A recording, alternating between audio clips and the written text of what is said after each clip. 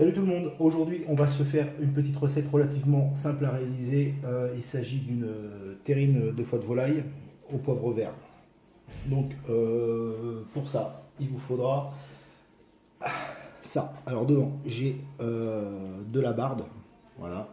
J'ai du rôti de porc et j'ai de la gorge. Voilà, donc tout ça, vous trouvez ça en magasin. Moi, j'ai rajouté des oignons nouveaux. Donc ça, c'est à votre sauce, c'est à votre goût. C'est voilà, il n'y a pas de mesure particulière.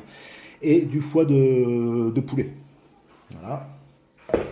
Donc une terrine, elle a une contenance de 2,5 kg. Je l'ai bardée à l'intérieur, hein, avec de la barde pour la cuisson. Sel et poivre. Donc le sel et poivre, donc c'est 13 grammes au kilo pour le sel et c'est 3 grammes au kilo pour le poivre. À vous de faire le calcul. J'ai mis aussi, je vais mettre un peu de poivre vert que j'ai concassé. Je vais mettre du 4 épices. On peut mettre de l'épice Rabelais aussi, c'est très bon aussi. Moi je mets un peu de cognac. Ça c'est à votre convenance. Voilà. Et pour la fin, pour arroser un peu la terrine sur la fin et pendant la cuisson, on va mettre un peu de gelée au madère. Voilà. Donc je vais partir mouliner tout ça et on se retrouve juste après.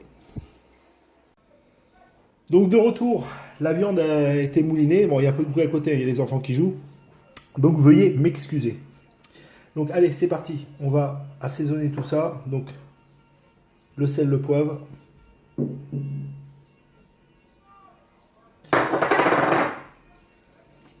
4 épices pour mesure. Cognac.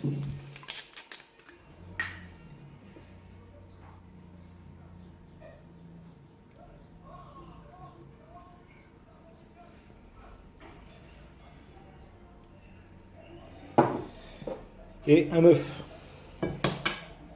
pour la texture. Donc la cuillère, tout ça, oubliez, hein, à la main.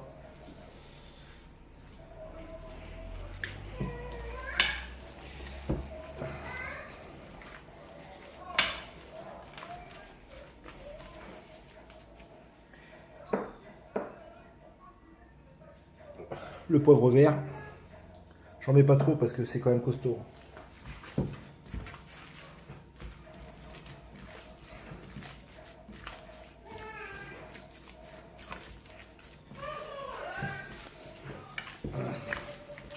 Voilà, faut vraiment bien mélanger.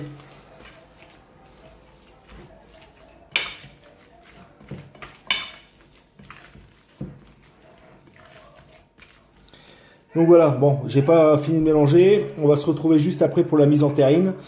Parce que ça prend quand même du temps. Il faut vraiment bien que tous les produits qu'on a mis dedans soient mélangés correctement. Voilà, je vous retrouve dans 2 petites minutes. Donc voilà, la terrine a été mélangée correctement avec tous les ingrédients. Donc j'ai rectifié un peu l'assaisonnement parce qu'on peut toujours rajouter un peu de cognac ou voilà, des petites choses comme ça qui pourraient paraître, par exemple, un manque de sel ou enfin voilà quoi. Donc on va mettre notre terrine. On va mettre nos ingrédients en terrine. Ça crie à côté. Allez, c'est parti. Donc moi, ce que je fais dans un premier temps, je vais mettre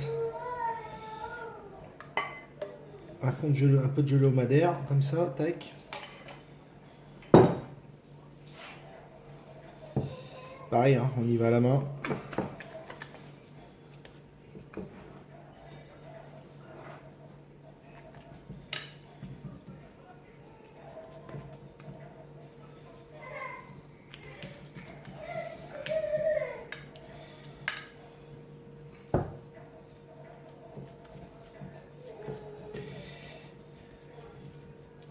Donc je vais avoir un peu plus que prévu et avec ça, je vais faire des mini terrines quoi.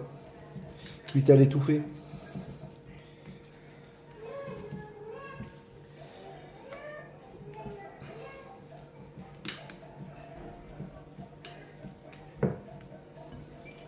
Alors les charcutiers, tout ça, dans leur pâté, ils mettent du sel nitrité, vous pouvez en mettre. Hein. Le sel nitrité, ça permet de conserver une belle couleur du pâté, mais moi c'était pas trop mon truc.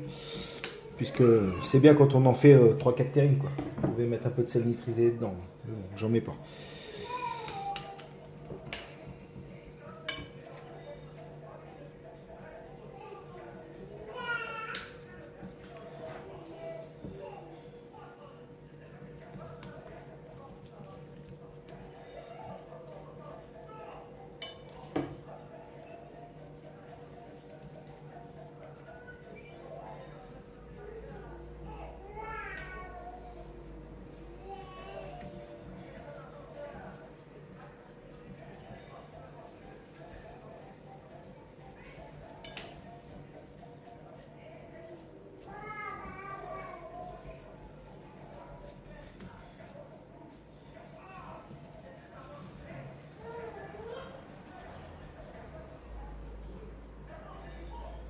Voilà.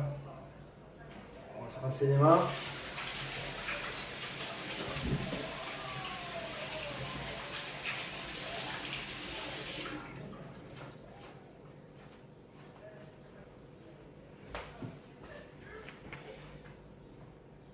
Allez, on va mettre un peu de gelée au madère là-dessus.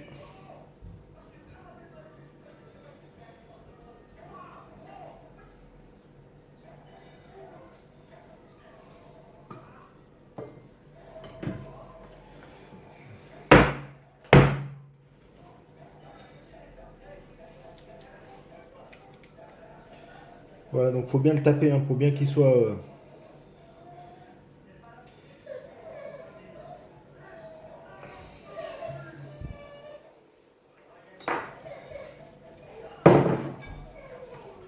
Donc voilà, il n'y aura plus qu'à mettre un petit peu de laurier là-dessus, là, et de thym, et puis en cuisson, et puis bah, on se retrouve après pour la fin de cuisson. Donc au four, cuisson tranquille pendant 1 heure et demie. À tout à l'heure. Voilà tout le monde, donc voilà, la cuisson du pâté est terminée. Bon, j'ai eu un petit loupé hier sur ma dernière vidéo, donc je pourrais pas vous montrer la sortie du four. Ça c'est le lendemain, donc il a bien figé. Ce que je vous conseille à la sortie du four, c'est de rajouter un peu de gelée au madère dessus. Voilà.